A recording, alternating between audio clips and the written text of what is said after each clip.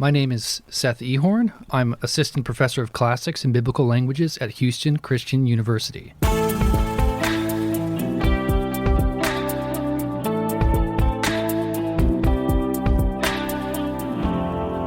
Dr. Seth Ehorn. Seth, good to see you back here on Exegetically Speaking. Good to be here. You've been with us a number of times before. We're going to put some of those details in the show notes.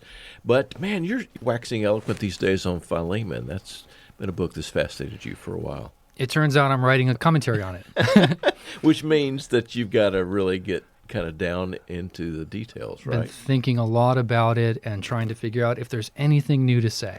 Yeah. I remember seeing a commentary on Philemon is like 900 pages or something at one time. It was crazy. There is one really big one, yeah. All right. We're going to look at Philemon chapter 1, verse 19. Let me read it in the English Standard Version, and that way you can kind of engage it. I, Paul, write this with my own hand. I will repay it, to say nothing of your owing me, even your own self. Yeah, very good. Ever since the time of Deisman, over 100 years ago, it seems to be a chirographic statement. So a statement of a debt, and then what do you do when you take on a debt? The bank says, sign right here, please. Sign right here, in your own hand. That's what, yeah. Yeah, and so that's what Paul seems to be doing. But what I'm most interested in is thinking about a particular rhetorical figure that shows up in the second half of this verse. Oh. It's a figure that you'll find in all the standard commentaries. It's called paralipsis. But oftentimes when it's introduced, we only define it, and we don't think about what is this rhetorical figure meant to do? How is it functioning rhetorically? That's where I think maybe there's something new to say. So let's just look at what paralipsis is according to the standard ancient rhetorical handbooks. There's a text called Rhetorica ad Herennium. It's by Pseudo-Cicero. So we don't actually know who wrote it. It was attributed to Cicero. But his first name was not Pseudo. His name was not Pseudo, yeah. It falsely attributed. A bit confusing. It's inside baseball here, but Pseudo-Cicero or falsely Cicero. Here's what it says, though. Paralipsis occurs when we say we're passing by or do not know or refuse to say that which we are precisely now saying. So that's the definition. And that's often where we find a lot of explanatory power, like, oh yeah, that's what Paul's doing here. He says, in order not to say to you that you owe me yourself, right? So I feign to not say something that I now go on to actually say. That's the figure. Yeah. But importantly, Rhetorica ad Herennium actually talks about why you use this. And here's what he says immediately following his definition. This figure is useful if employed in a matter in which it is not pertinent to call specifically to the attention of others, because there is advantage in making only an indirect reference to it, or because direct reference would be tedious or undignified, or cannot be made clear, or can be easily refuted.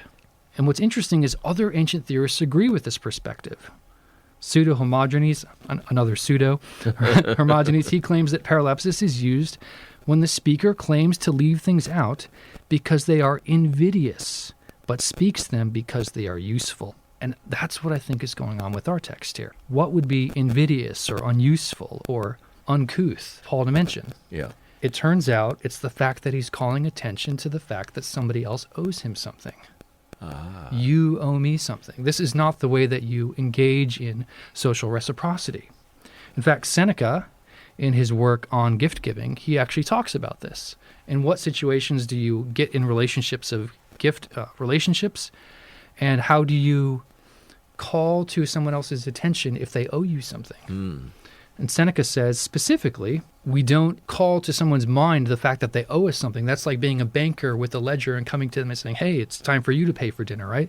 It's time for you to get out the checkbook. He thinks that that's undignified. And so right here where Paul is doing the undignified thing, he uses the trope, the rhetorical feature, or the rhetorical figure, rather, that would soften it. That makes a lot of sense. Yeah, whereas many people would say that this is a figure where he is being heavy-handed. I think it's quite the opposite. Right, it's showing a very light hand. Exactly, when he needs to, in fact, call in a favor here. Yeah. You know, a lot of times, I think I've even seen this on sitcoms and other things where people owe other people money, and they're trying to figure out, how do I bring this up in a way, again, that's dignified? And they kind of make fun of it, or it's the kind of thing that does happen, though, isn't it? But how do you then bring it up without exactly bringing it up. Exactly. Yeah. Isn't that what paralipsis means? Bring up something without actually completely bringing it up. Yeah, you do it in an incomplete way. Yeah. Yeah, in a situation here that would have not have been couth for him to do otherwise. Absolutely. And Paul says he's writing this with his own hand. That's pretty significant, isn't it? Yeah. Paul could have used an amanuensis to do this, I suppose. But the fact that he picks up the stylus at this point and begins writing it, it's, again, he's signing his own name to it, like you said, a banker would say, sign of the dotted line. Yeah, that's a really interesting point because chirographs, statements of debt, are often either written completely in the debtee's hands, and they'll often include this kind of statement, I'm writing this in my own hand, or they're often exclusively written in somebody else's hand. It's called an allograph, an other writing. And so this might be, I'm a little bit on the fence on this, but this might be, and Nick Elder has recently made the case that this might be an instance where Paul has actually penned the entire document.